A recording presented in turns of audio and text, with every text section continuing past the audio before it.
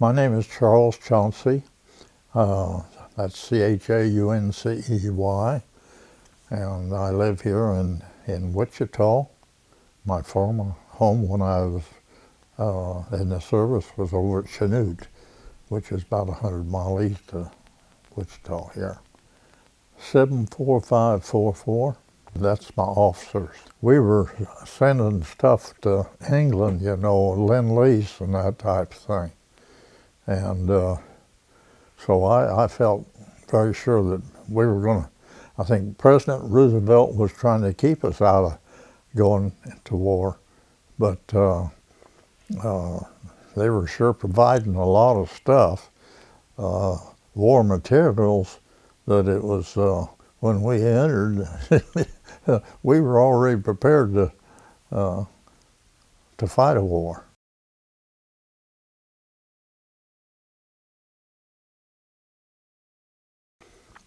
My high school sweetheart used to make me do my lessons for the morning next day before we could do any petting. So, and actually I didn't go, movies were usually on the weekend, so I didn't listen to the radio, that type of thing. So I'm going to say it was just a home situation, normal. And but I do not remember Pearl Harbor when it was hit. I was in school, in college, and but when I was up to KU, it just seemed like every week one of the guys was getting called into the draft, and I didn't want to be a ground pounder, so I went to Kansas City and joined the Army Air Corps. I was really thinking more in the line of being a navigator, because I thought a navigator used a lot of mathematics, and I was wanting to conserve my mathematics for engineering, and but I lucked out when they put me into pilot training. No, actually, it was very educational. I had had physics in college, and so I called home. Dad, send me my big slipstick, and of course when it came in, we had physics problems. And well, these other guys in the class, we want to learn how to use a slide rule. So the teacher said, well, Chauncy, if you will help, why, but you guys will have to buy your own little six-inch slide rules, and we'll do a little course on it. And this is where I learned, I met Jack Webb, who later became a movie star, and I spent several hours with Jack in his room, teaching him how to use the slide rule, which I'm sure that nobody remembered anything about it but I think they were so amazed how fast you could solve problems. I don't remember much, but I do remember that Jack Webb was all the time making cartoons of the teacher, and he'd pass them down, and it was all you could do to keep from busting out laughing, So I really, we weren't using a regular history book, that type of thing. It was what the professor had prepared, and so it was pretty minimal. But you did learn that a lot of these countries in the past were warring each other all the time, and some of them had real visions of grandeur, to win the world. So we were there roughly 2 months. We had a captain that was in charge of our, and I never will forget, before we could go out on the weekend, we had to have our package of countrymen. And the last thing he would say before he let us go was, "Now men, remember, a stiff prick has no conscience." And I later added to that, a hot box will get its due too, D-E-W. And but I remember that captain. I don't remember what his name was or anything, but that was doggone good. Yeah, very good advice. Richardson, actually, that was just a whistle stop for the college. St. Cloud was the where we went, and they had a bus on the weekend and take you in, and had several of them running.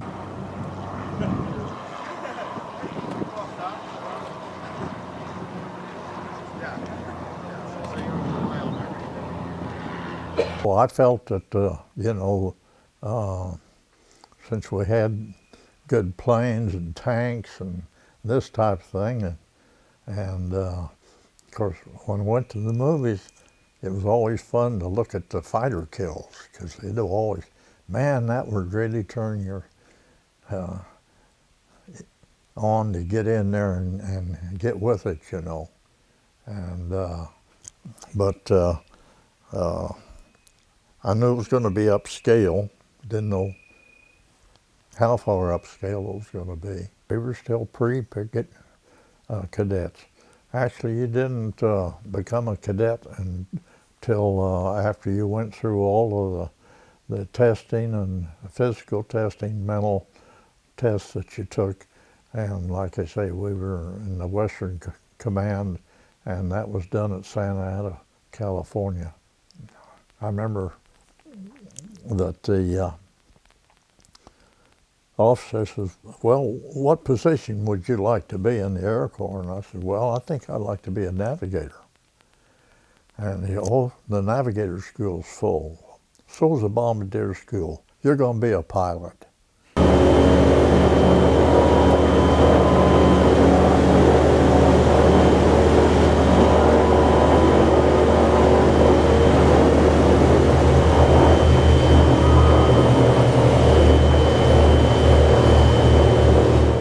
Well, what they were doing was a lot of pilots that washed out, they put them over into bombardier and navigator school, and some of them even in the gunnery schools. And so some of that stuff began to fall into place, you know. And so that was real fortunate for me. I mean, to become a pilot, because I had never flown. I think my first airplane ride was back in the middle 30s on the Ford Trimotor plane that came through Chanute, and how they'd hop from one city to the other, ride and take a bunch of passengers, and then go on to the next, you know. And so that was my first ride, and but I did want to become an aeronautical engineer. That was my design. They had a USO there, and so we could go there and dance, you know what I mean, that type of thing. Jack Webb wrote a musical, and it included everybody within in the whole camp. And the only persons that he couldn't fulfill was he had to have a leading lady. And then we had a guy that could play drums, but no one would lend him his drums, so we did have to come up with a drummer. Outside, that was only two people outside. We raised $1,000 and gave it to the USO, and which I thought was very, very good. When we completed our tour there, they put us on a troop train for California, Well, they came down through Kansas City, and I was able to call my folks and tell them they wouldn't get to see me long, probably 2 or 3 hours, be about the long we'd be stopped there. And so they were very nice and brought my high school sweetheart. And so we went out to some former friends that used to live there in Chanute, and they spent all the time with them, and so Jane and I were able to have a real nice short time together. That was in Kansas City. Then we got back on the troop train, you know, and of course every stop they made, man, there were people that brought cookies and all this kind of stuff, you know, and the war effort was very, very serious and encompassed everybody. You just can't imagine the whole United States working this way. And I'm sure that's probably one of the reasons why they call us the greatest generation, because everyone seemed to be involved. Anyhow, we rode the troop train out to Santa Ana, California, and that's where we, Santa Ana Army Air Base, and that was where we were to take all these tests. And if we could pass them, then we became cadets. If you completed your test and that type of thing, why that's when they ask you what you'd like to do in the Air Corps. And but while there, we used to go out on Sundays and we just take a blanket out, lay it on the ground, and there was P-38s would be playing Follow the Leader, 6 or 8 of them, and they were all doing it over the air base there, and I'll tell you, you just laid there and drooled. It was beautiful. I mean, see those guys pull up into vertical climb and start doing corkscrews. You don't hear coming up, and I think probably their speed, 51 was probably faster and more versatile over the P-38. Now they used a lot of P-38s over in the European War. I think they were also over in Africa, in that action over there. And, but I think over in the Philippines, that section over in there, that they used a lot of P-38s. And of course, once they, well, I might say that it was 2 different wars. The European War was all over land, and Pacific War all over water. So you can't hardly make comparisons, you know what I mean? But the P-51, once they were able to put tanks on them and they could fly to Berlin, then that made it possible for them to fly from Iwo Jima to Japan. And I got my first ride in a P-51 this past summer at Oshkosh. I was eating in the Warbird area, and a guy comes through and he says, "Are you a World War II guy?" And I said, "Yeah." He says, "I got a free P-51 ride for you." The one I flew in had no stick or none of the controls or instruments there. It was just like sitting in a box. And but that was great for me, because that was one aircraft that I really wanted to ride in, since we had them over in the Pacific.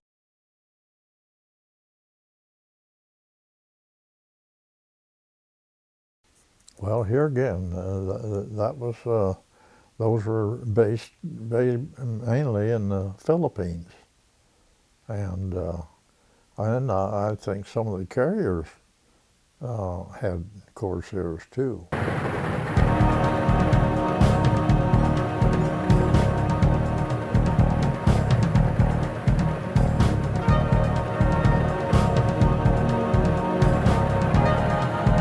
The last and possibly the greatest propeller-driven fighter aircraft was the Vought F-4U Corsair 1. With their bent wings, the Corsairs are instantly recognizable, but the full extent of their capability is generally not as well recognized as that of other more famous types. However, the F-4U could not only outfight the best of the Axis fighters, but also those on the Allied side. Yeah, they were rugged, and you know the reason why that wing dips, that it was to give clearance for the prop. A flat wing would not have, their prop needed, would not clear the ground. So they brought it down, put the gears there, and then back up. Well, you know, we had to take a high altitude test, and of course this is done on the ground in a chamber, high altitude air chamber, and it's just a big round hot dog with one small, when you go in, just a small room there, and then you go into a larger room where I think they could hold something like a dozen guys and the instructor. And so you go up to 18,000 feet without putting on any oxygen mask. And then he'd do a little talking, and one guy'd volunteer to continue on without putting a mask on, and then they would take you on up to ultimately around 38,000. And the first time that I went in, I passed out at 18,000 before I even got my mask on. And the kid sitting next to me, he said, "Man," he says, "you just jumped up and fell over on me." And my clothes were absolutely solid sweat. They were completely wet. And of course they immediately put me in the little room and started decompression then. And it was just a case of nerves, I guess. And they wanted to know what I'd been eating and all that type of thing. And so the next time, why, I didn't have any problem. And the kid that volunteered to go without the mask, as I recall, he got all the way up almost 29,000 feet before he passed out. And what they did, they had a blackboard that, you're right, Mary had a little lamb on it, and he started out, you know, and pretty good. He'd get it all on one line, you know, and however he got, well, the less he'd be able to get on the line, you know, they'd teachers wipe it off. And so when he finally got up to just before he passed out, Mary, you know, and it filled the whole board, you know. And the instructor said, "Well, how you feeling?" "Never felt better in my life." And then he passed out, you know, and of course they brought him on back into the other room then and started putting the pressure to him. I think that was to give you an idea that you're going to pass out. The more work you do, the faster you'll pass out. I did fly one mission at 18,000 that the flight engineer forgot to pressurize the cabin, and I flew that whole mission, and of course a young buck, why, and I was in good shape, you know, and but I was damn tired when when we got done. We had, our crew decided along right at the beginning that we would fly our bombing missions pressurized. That if we were going in, we were going in style. And but they actually wanted you to depressurize, put your oxygen mask for the bomb run. And then once you got through, well, then you could go back and pressurize again. And well, if you knock out one of those big glasses where back where the guns are, decompression is so fast at 30,000 feet that it can rupture your stomach from the gases expanding. And so now we had one here in the States at 23,000 that the top gunner's blister up there blew out, and fortunately the two side gunners here did have their safety belts on, but he just picked them up, took their helmets, took everything out of that room, just cleaned it. And fortunately the top gunner had gone back to use the little patio we had, and so he wasn't there. Now I don't know what would have happened to him if he'd been up there when that blister blew.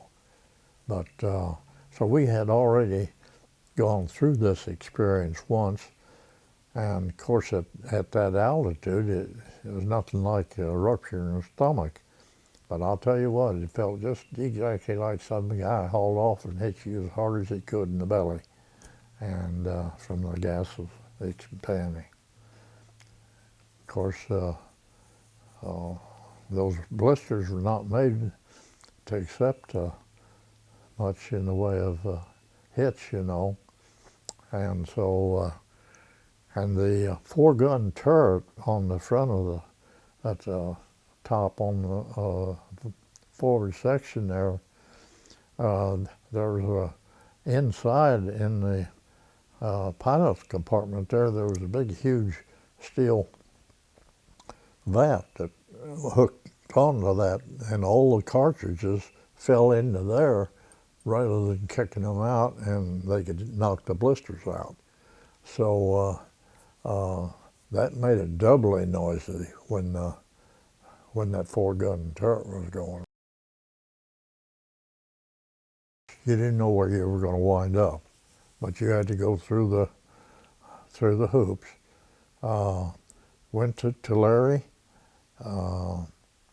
which had been a civil school. Techs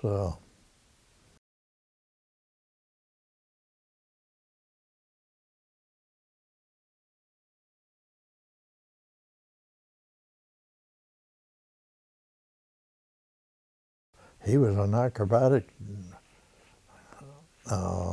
winner in the 30s. Anyhow, there they used civilian instructors, and then the Air Corps would send in occasionally, and you would fly with a second lieutenant or like that, and checking to see how you were doing. We were flying Stearman.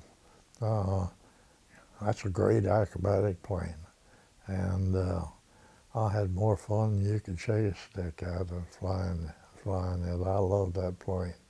Built here in Wichita, and Stearman. Then I think they later sold to Boeing, and I think theirs was called the Boeing Cadet. But I think we were flying Stearmans, and but we actually even we did a little link trainer work, which was for instruments. We were learning to fly the link trainer, so it was a dual effort there. But I don't recall of any of the guys washing out in the primary. Now, when we got to secondary, there were fellows that could not, they couldn't break themselves of flying by the seat of their pants. And you got to fly instruments when you're, and then more in advanced left the field. Really more concentration on, you were doing a lot of turns and this type of thing, and some guys just could not learn to separate themselves and couldn't believe what their instruments were telling them. We were flying BT-13 low wing, underpowered. And but it had a wide landing gear, and seemed like you could almost land the sucker sideways and not ground loop it. It was good in that area. Not a good acrobatic aircraft. Secondary spins, if you got into that, you almost did secondary spins all the way into the ground. And secondary spin is like you do an initial to the right, and then you get around and go to the left, and it seemed like when you went back, it would just almost get into a straight spiral, and you couldn't get it out. And I think we only had one kid that died doing that, but he also took the instructor with him. The instructor was yelling and at him, to get out, but he got out too low, and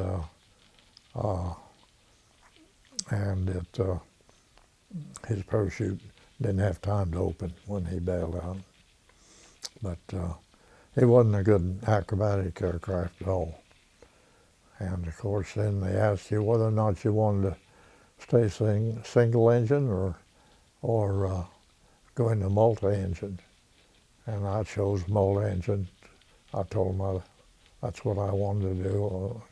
The bigger the better. That point, they seemed to give you your choice.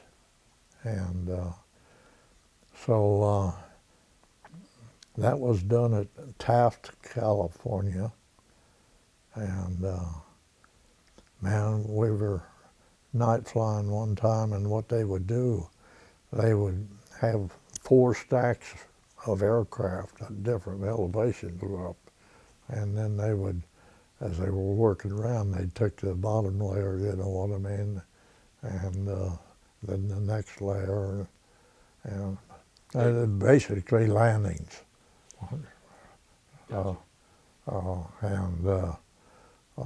Landings and takeoffs. And I was up there, and Taft, weren't many lights at that time out in the area, and man, I banked that sucker over, and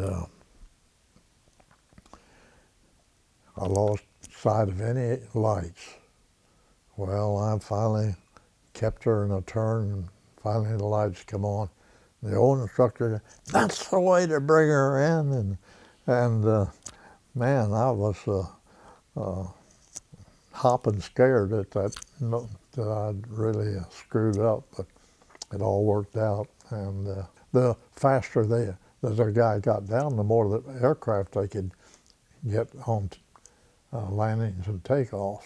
And so they were anxious for you to really, the higher you got in the stack, while to get down, and it was a BT-13 consolidated vibrator, we called it. Volti vibrator. Well, I passed my test there okay, and was sent to Marfa, Texas. Clear down on the Rio Grande down there. And nothing, no tillable land that you even saw, you know. And there we flew the Cessna UC-78 Bobcat. They call them the bamboo bomber. It was a twin engine, and it was built here in Wichita. Cessna built those. That would have been in March and April of '44. I got my wings. That's where I got my commission, April 15th, 1944. And they allowed us to come home for a month. Maybe it was 3 weeks, you know, to get your head out of the sky, you know, and slow your strutting down, you know. And I knew I was going to end the B-17s. My orders from that little vacation was to Roswell, New Mexico, where there was a big B-17 base. They also had C-45s, and they were training navigators and bombardiers there, and at the same time. And so it was a big base, and B-17 was a great aircraft to fly.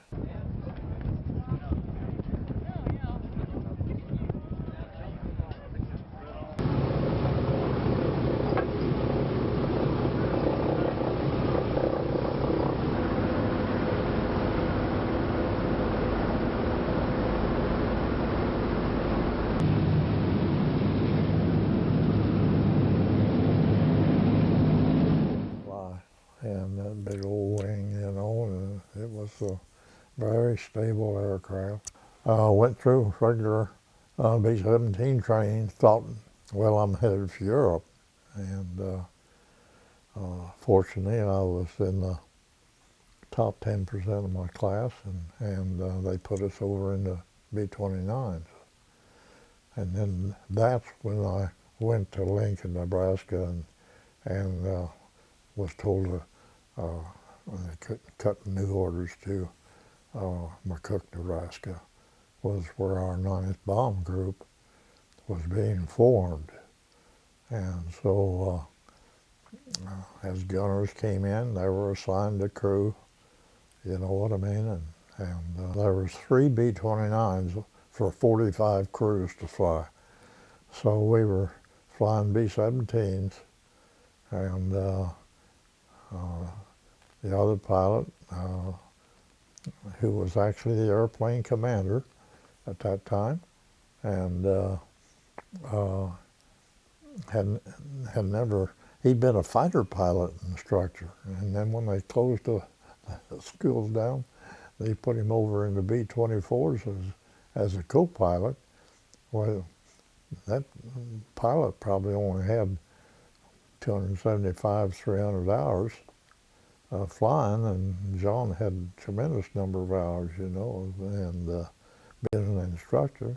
And so he complained, and finally it paid off, and they put him over in the B-29s as an airplane commander.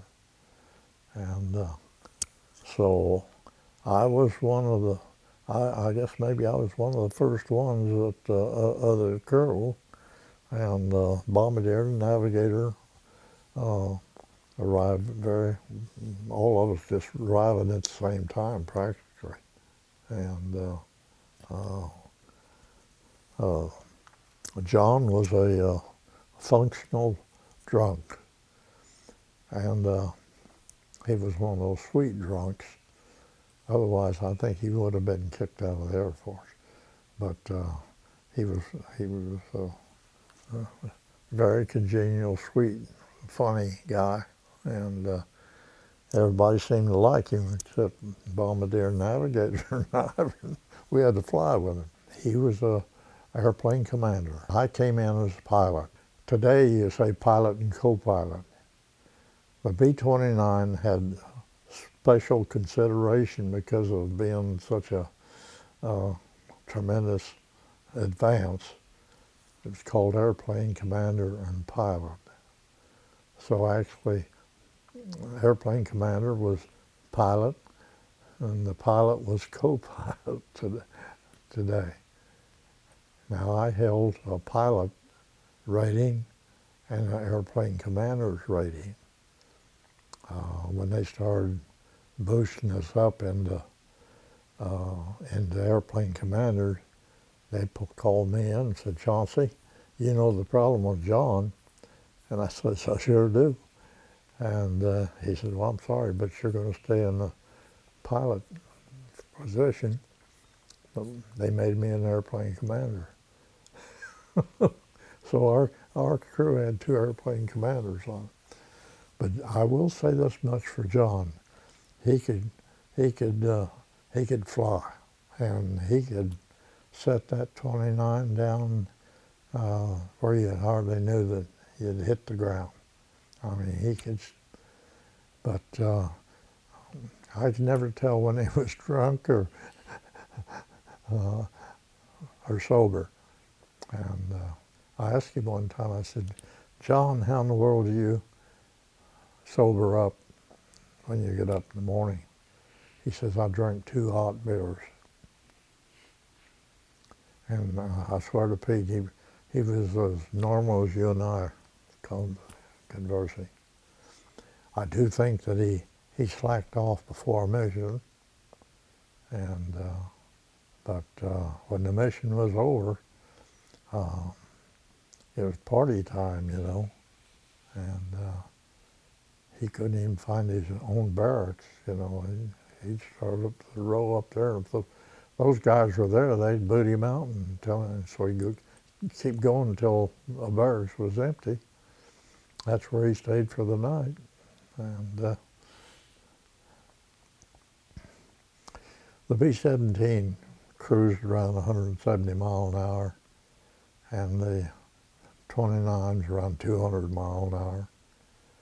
And we could fly up to 30,000 plus. I think 33 was the highest we ever got. And there was no servo controls on the 29. It was all the wire. And just like 17s and 24s. And so it couldn't help but be more, took more oomph to do it. With that big rudder back there, you could not hold the rudder pedal in. It just pumped you right out of the seat. And it took 2 guys to do it. So actually, when you needed a rudder, you popped it. You didn't even use rudder on turns. You make a turn and that rudder would seem to fall into place, making that turn, and the needle and bowl just stayed perfect. And which, if there was a skid, that ball would move in the direction of the skid. And it would just, the ball would just stay centered. So actually, most of the time, you flew with your feet up on the bar up here where the rudders hung down from, rudder pedals. And of course, when you needed them, why, you dropped your feet down on them. But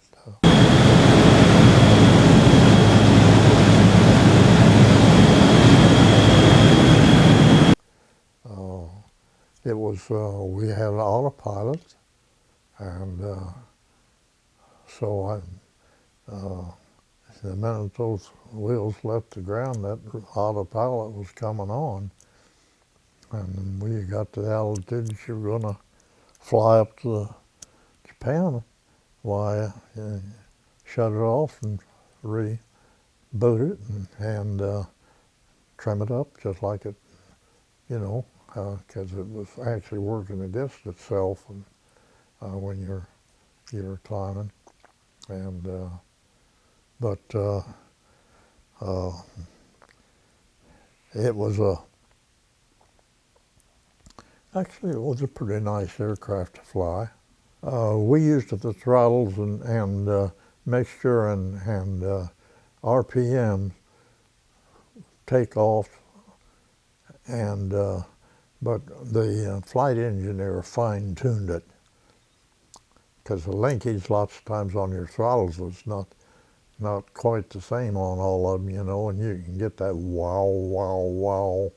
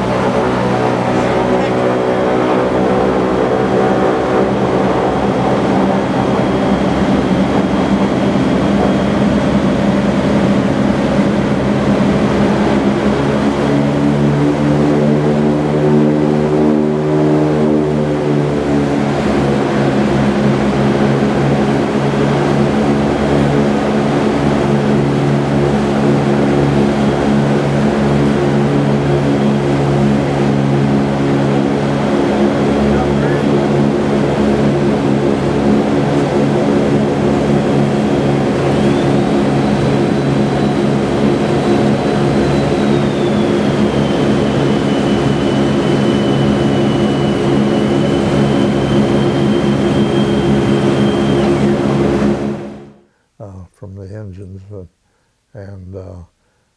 but they fine-tuned it, and for us, and flight engineer also took care of the pressurization. And yeah, it hadn't changed any at all. Some of the instruments are new, but they're old, refurbished. This is exactly how it looked during the war. Exactly how there's nothing different.